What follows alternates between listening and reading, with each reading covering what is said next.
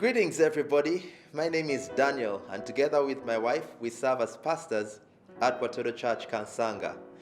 I am honored to share the devotions with you today, and the topic is God's Word is Final. Let's refer to John chapter 11. I'm going to read a couple of verses, and then we shall share based on that.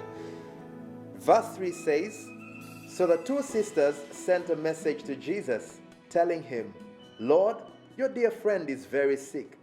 But when Jesus heard about it, he said, 'Lazarus' sickness will not end in death. No, it happened for the glory of God, so that the Son of God would receive glory from this.'" And then we skip to verse 39, which says, "Roll the stone aside," Jesus told them. But Martha, the dead man's sister, protested, "Lord, he has been dead for 4 days, for the smell will be terrible." And then verse 41 to 44. "So they rolled the stone aside. Jesus looked up to heaven and he said, 'Father, thank you for hearing me. You always hear me.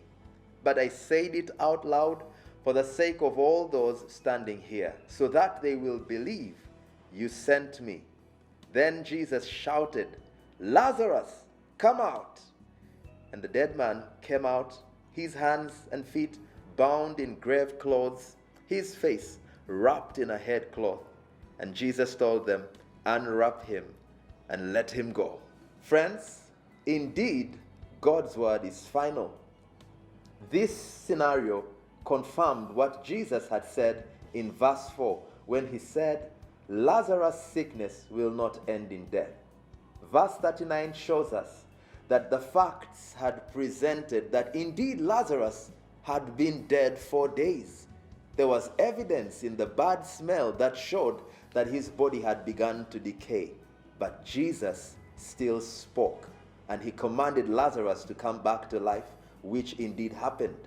I don't know what scenario you may be currently going through. It could be that you're wondering, shall my marriage ever recover?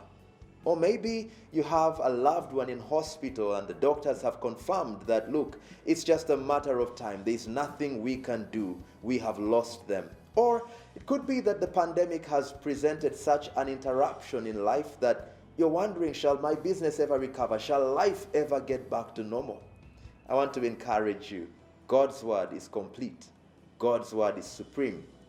Indeed, God's word is final. For everything that you may be going through, God has a word concerning that situation. And I want to encourage you, take some time, come before God in prayer, ask him to speak into your situation and turn it all around. Why? Because God's word is final. Jeremiah tells us, "I am the God of all flesh. Is anything impossible for me? Certainly there is nothing." Trust God, believe him, and hold on to God's word concerning your situation.